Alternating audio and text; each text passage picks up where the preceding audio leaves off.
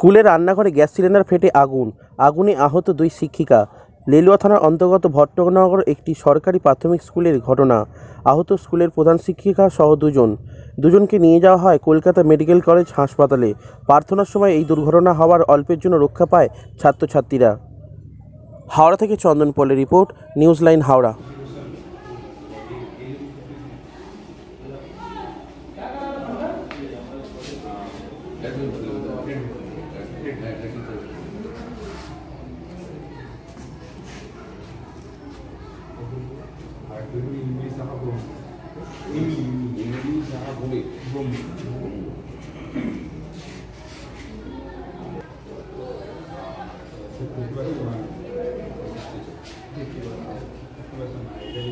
কোন ক্লাসে?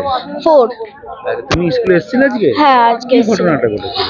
ম্যাম রান্নাঘরে ঢুকেছিল সিলিন্ডার চেক করার জন্য। এবার কিছু একটা করেছে, হয়তো সিলিন্ডারটা বাস্ট করেছে। ম্যামের গায়ে পুরো আগুন লেগে গেছিল। কজন ম্যামের গায়ে আগুন লেগেছে? 2 জন। হেড ম্যামের গায়ে বেশি লেগেছে, আর এমএলএ ম্যামের একটুখানি পাটা আর চুলগুলো একটুখানি হয়ে গেছে। কি এখন তারা কোথায়? এখন তারা মেডিকেল হসপিটালে গেছে। তোমরা কি ভয় পেয়ে গেছিলে? হ্যাঁ, একটু ভয় পেয়েছিলাম। এরকম আগে হয়েছিল? না, এরকম আগে কখনো হয়নি। তোমার স্কুলের নাম কি? দিবাকর ভট্ট এসা সারদামণি প্রাথমিক বিদ্যালয়। তোমার নাম? আমার নাম স্মিতা গুগু। কোন ক্লাসে পড়ো? 4।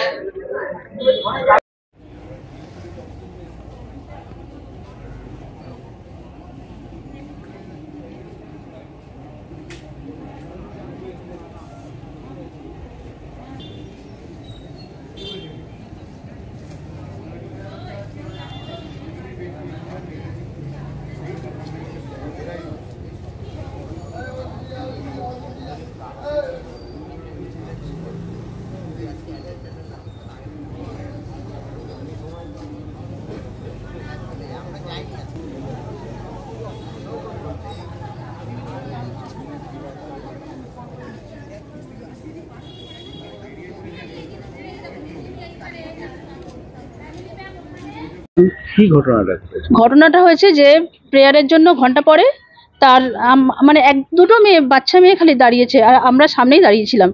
আর 2 সেকেন্ডের মতো একটা বড় জোরে আওয়াজ হলো, আর পুরো দেখি চারিদিকে আগুন, আর 2 ম্যাম এরকম জ্বলন্ত অবস্থায় লাফালাফি করছে এসে। আর বাচ্চারা ভয়ে, গ্যাসের থেকেই লেগেছে। তোমরা কি কাজ করে রান্না করতে গেছিলে?